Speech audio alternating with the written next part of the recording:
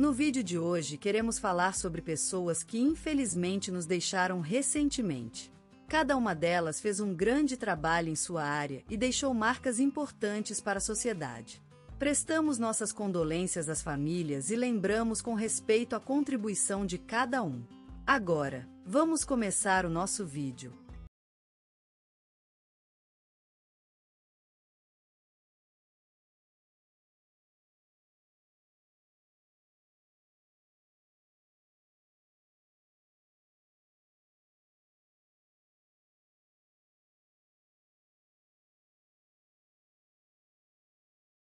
Hoje, na cidade fictícia de Vale Verde, localizada no estado imaginário de Minas Gerassobotecida, o senhor João Luiz Ferreira deixou este mundo.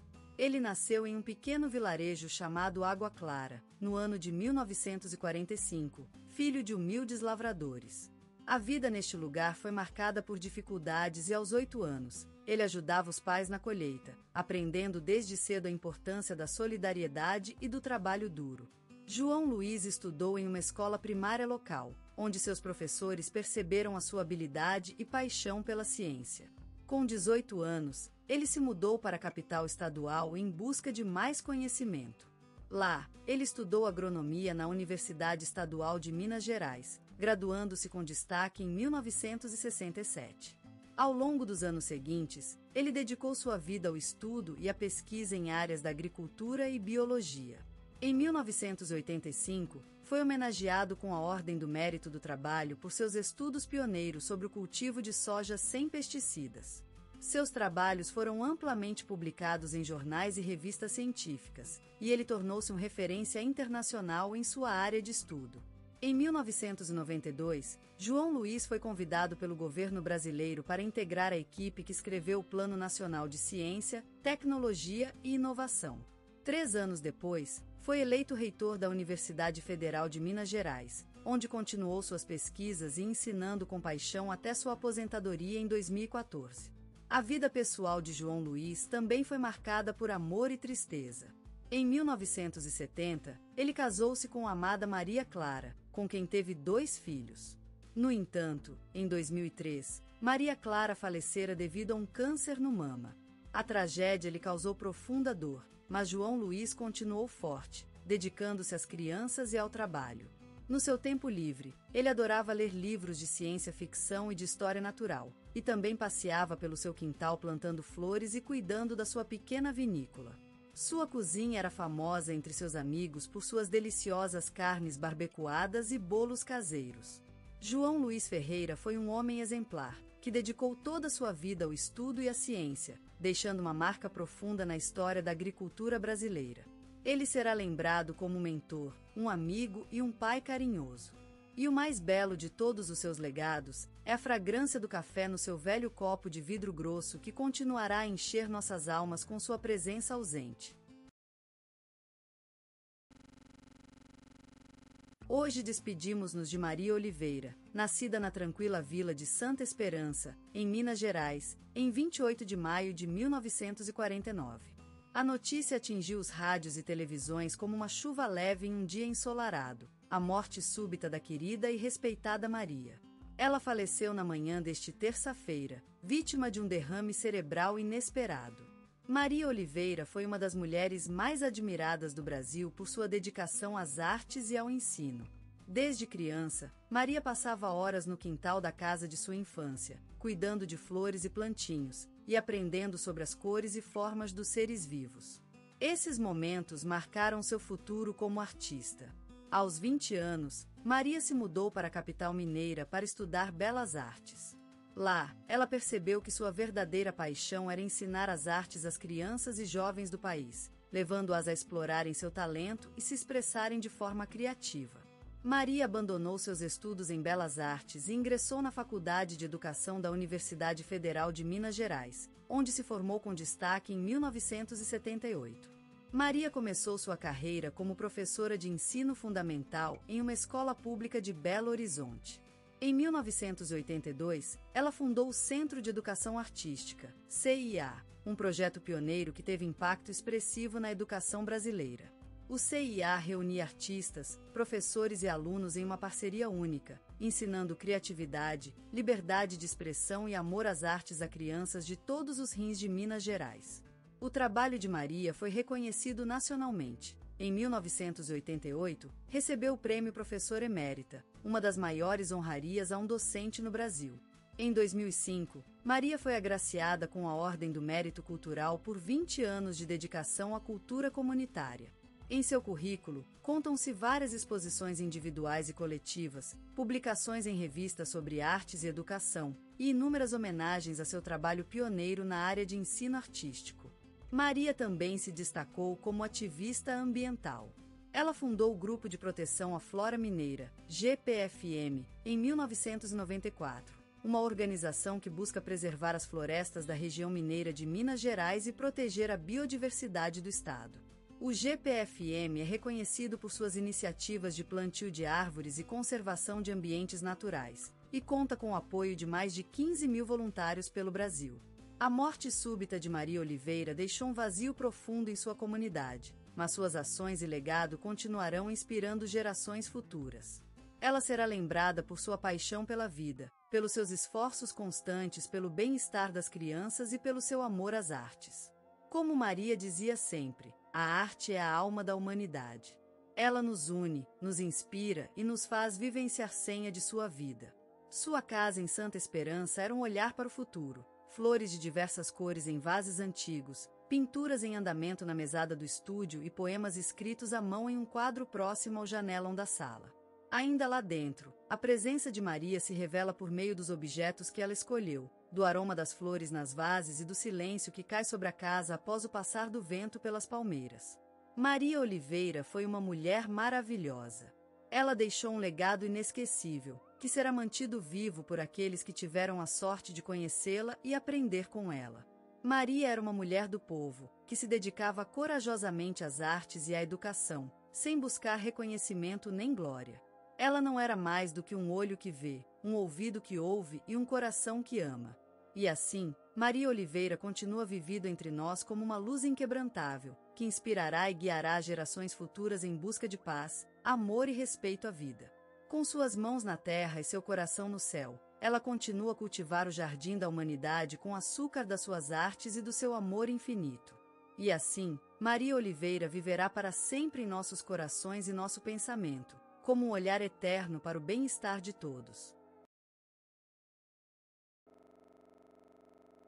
Na cidade onde nasceu o sol, surgiu Benito de Paula, uma lente que se abriu para refralar o samba em cores mais suaves e intensas.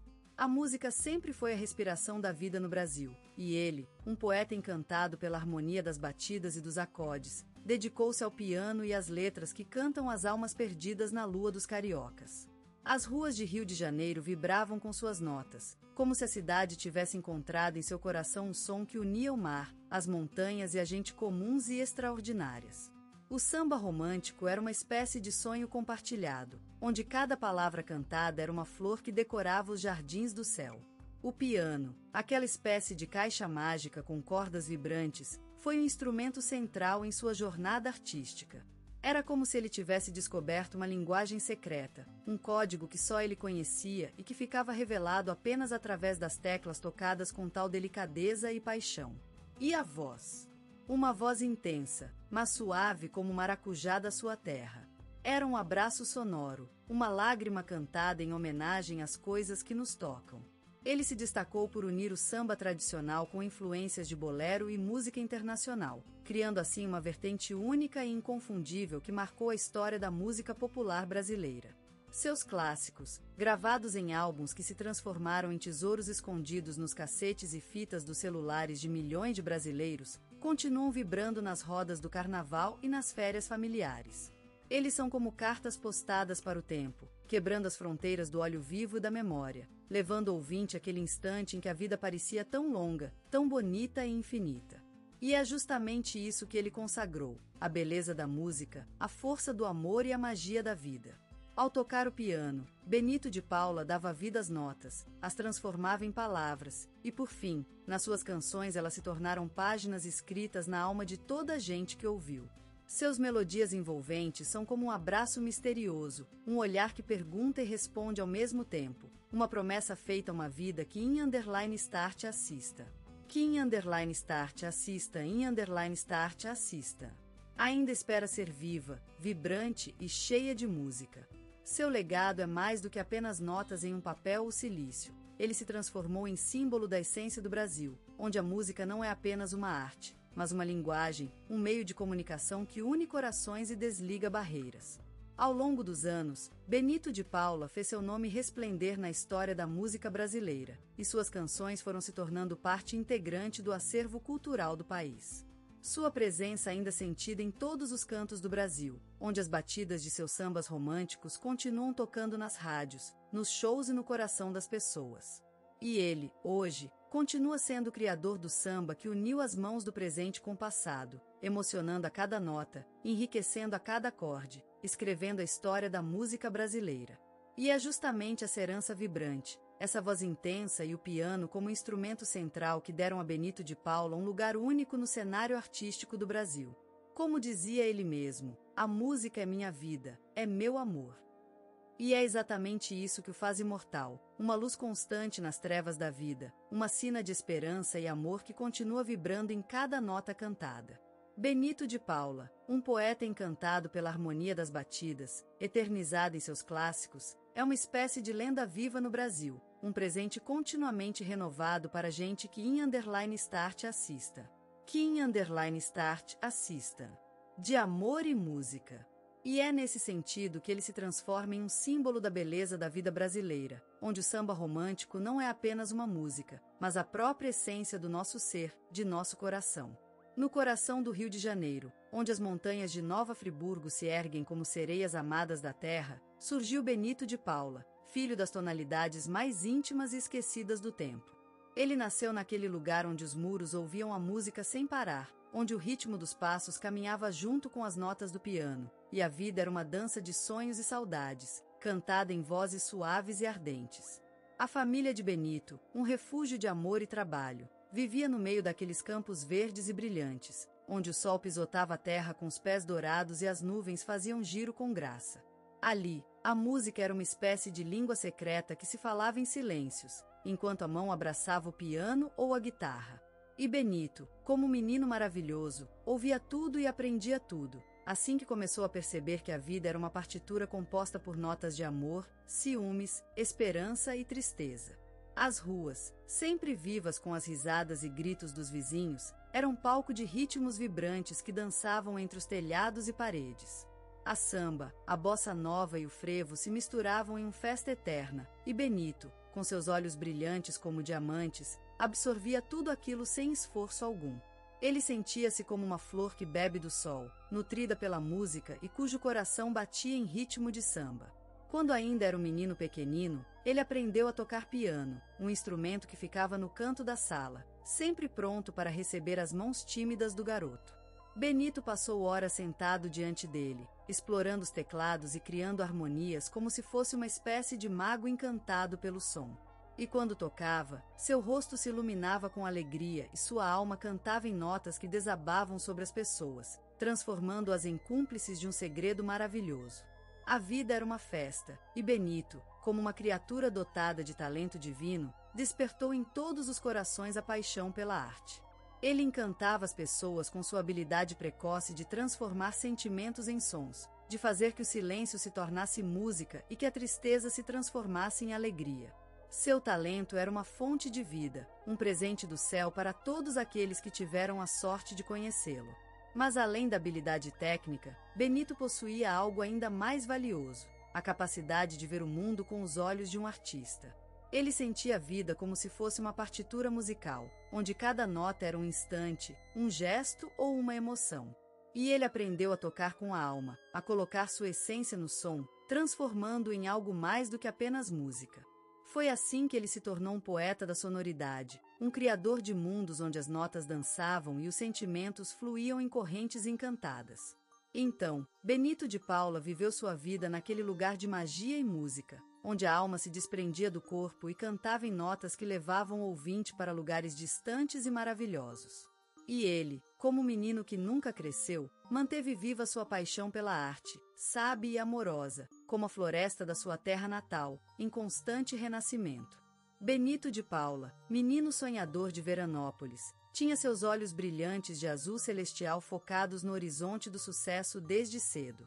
Em sua juventude, o mundo se assemelhava a um teatro vasto e mágico, onde cada personagem desempenhava seu papel e cada sonho era possível de ser realizado.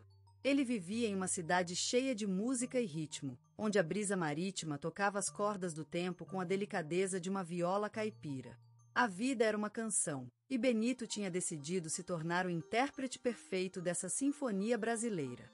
Os primeiros passos foram feitos em bares humildes e casas de espetáculo, lugares onde a luz das velhas lâmpadas rolas iluminava os rostos entrecruzados de artistas ansiosos por se expressar. Lá, Benito aprendeu com os verdadeiros mestres do canto e da música, aqueles que cantam não só com a voz, mas também com o coração e a alma.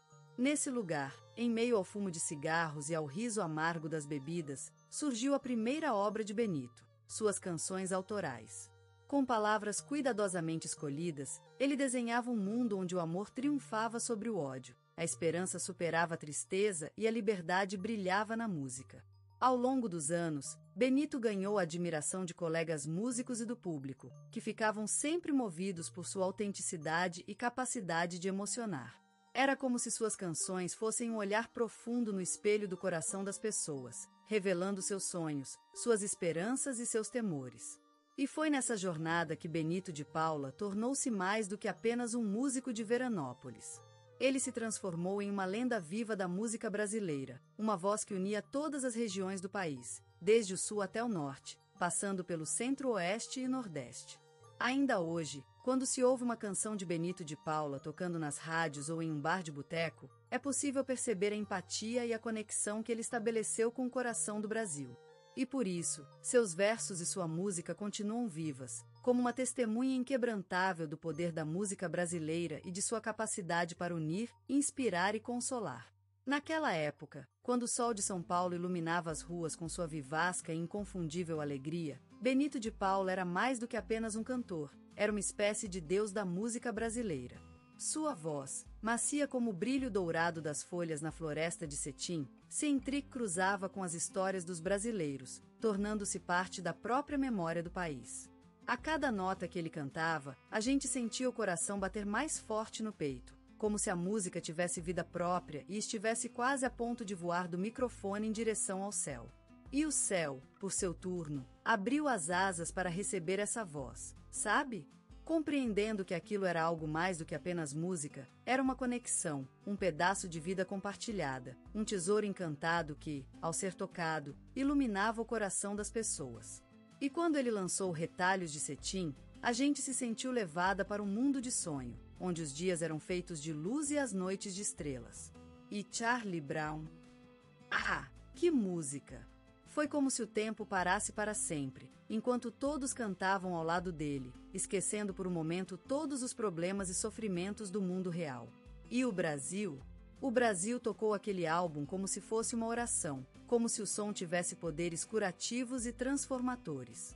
E foi assim que Benito de Paula tornou-se uma espécie de poeta da vida, um guardião do coração brasileiro, um escritor invisível que compunha canções ao invés de livros, mas cujo legado duraria para sempre. E o auge da sua carreira? Ah, que festa foi essa! Como se todas as luzes do país tivessem se acendido de uma vez, como se milhões de corações estivessem cantando em uníssono, como se a vida inteira tivesse sido reduzida a um único instante.